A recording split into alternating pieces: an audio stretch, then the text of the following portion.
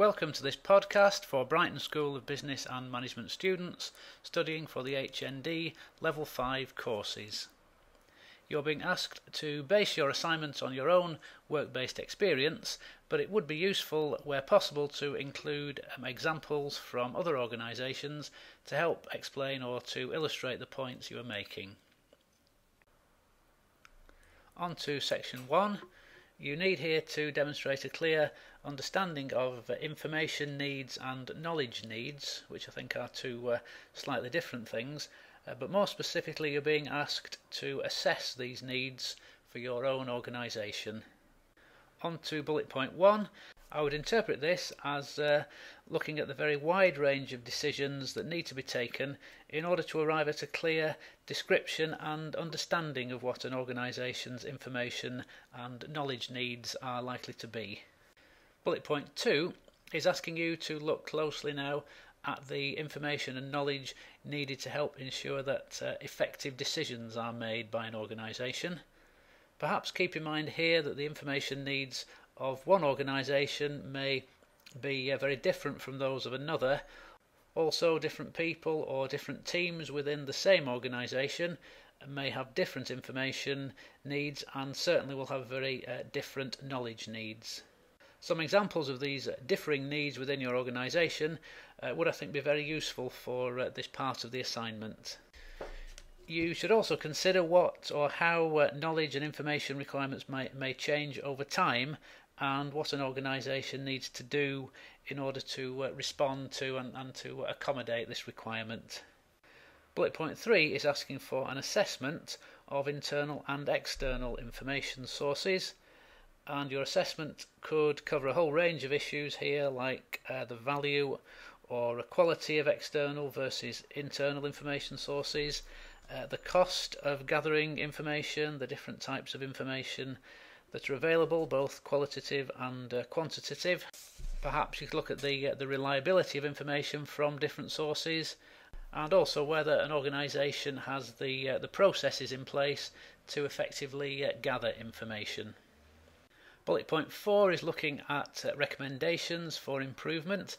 I think it would be useful here to keep in mind that information should always be gathered for a specific purpose, which is normally to improve the effectiveness of decision making, so any improvements you suggest should be made with this aim in mind. You might want to suggest how the quantity and also the quality of information gathered could be improved, or the speed with which it is gathered, or perhaps the efficiency with which it is used and disseminated by the organisation. Remember as well that not all information or knowledge may be valuable, and in fact you may want to recommend how the amount of information could be reduced in some areas. And finally, remember to justify your recommendations and explain how and why what you are suggesting will make things better. Section 2, which is really about developing strategies to involve relevant stakeholders in the decision-making process. Keep in mind that this module is largely about managing communications, so although it isn't mentioned specifically in any of the bullet points, I think how you communicate with stakeholders and how they communicate with you will be very relevant to this section of the assignment. Bullet point 1. You need to identify the different stakeholders in a specific decision-making process here, so before you do that you need to clearly define the decision-making process that you have chosen, and you could also explain why the different stakeholders you have identified are important and perhaps what role they play in the decision-making process. Bullet point 2. This is where communication is particularly important. There are, of course, numerous ways of making contact, either face-to-face or directly, indirectly, making contact with people individually or as part of a group. So you could explain how you would make contact, and I think equally important, you should also look at how you would maintain contact with these stakeholders over time. The bullet point specifically talks about developing business relationships, so this suggests that two-way communication is going to be important. So have a look at the things that you would possibly do to facilitate this two-way communication. And remember that stakeholders could range from colleagues working in the same office to distributors spread around the world. So depending on the decision-making process, making and maintaining contact with them all will almost certainly mean employing several different strategies. Bullet point 3 is about involving relevant people in the decision-making process, and an important or essential part of this is to make sure that they are sufficiently motivated and that they understand that their involvement is valued. And finally, you're asked to look at strategies to improve or increase personal networking and to encourage wider involvement in decision making.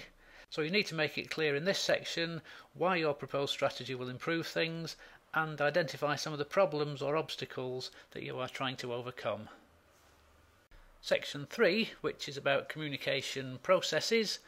Bullet point 1 is looking for an analysis of existing communication processes, so processes that are in place already to facilitate good and effective communication. And remember, communication can be external as well as internal. It can be two-way as well as just one-way. So you should also be considering an organisation's ability to receive and process information as well as just to disseminate information.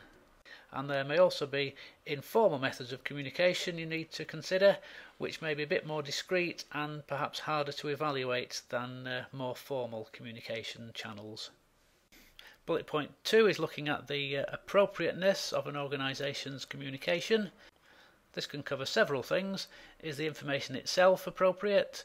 Is it being communicated to the appropriate audience? And also, is the media or mechanism for communicating the information the most appropriate one? And also, are the processes or the mechanisms in place to receive information as appropriate and effective as they could be? Bullet point 3 is asking you to say how you would implement some of the improvements that you have identified in the previous bullet point, with particular emphasis on the integration of different processes or different systems of communication. And here you could also identify some of the problems that you might encounter implementing and integrating the new systems that you are suggesting. Bullet point 4 is looking now at your own communication skills.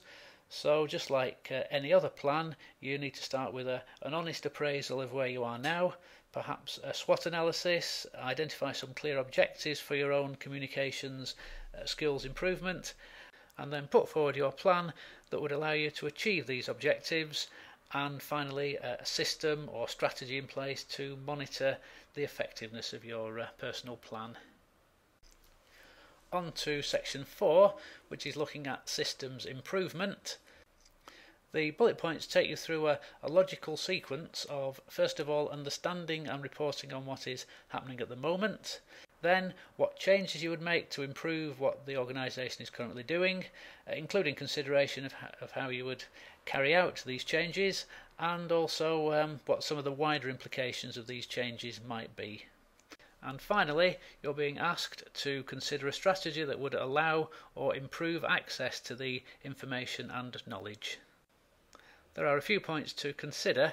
First of all, the introduction to the question emphasise the use of IT systems as a management tool, and this will certainly be very relevant to this section. There may also be some legal issues to consider in connection with collecting, holding and making some information available. A system is only likely to be considered effective if it allows an organisation to make better decisions. So it's not just about quantity of information, but quality is a very important consideration as well. Different stakeholders are likely to have different information needs, so information often needs to be presented to different people in different ways and often via different media. And finally, where possible, use examples of communications and communications management from your own and from other organisations to illustrate the points that you are making. If you need any further assistance or guidance with this assignment, please contact your tutor.